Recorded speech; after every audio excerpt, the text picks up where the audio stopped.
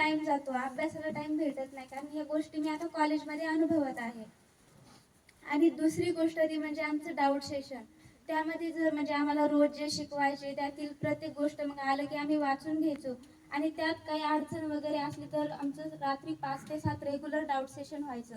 त्यात मग आम्ही आमचे प्रॉब्लेम जे काही डाऊट वगैरे असतील ते आमचे लगेच क्लिअर व्हायचे.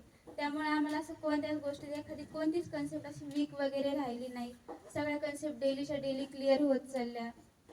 आणि योगा वगैरे त्याचा पण खूप फायदा झाला, म्हणजे कधी डिप्रेशन वगैरे असं नाही झालं. योगाचं मेडिटेशन वगैरे ह्या गोष्टीमुळे ह्या गोष्टीचा बराच फायदा वगैरे राहिला आम्हाला. आणि वातावरण पण अभ्यासाचं होतं, सगळे विद्यार्थी वगैरे अभ्यास वगैरे करायचे, त्यामुळे म्हणजे असं कधी रिकामा टाइम गेला नाही, टाइमपास वगैरे कधी नव्हताच.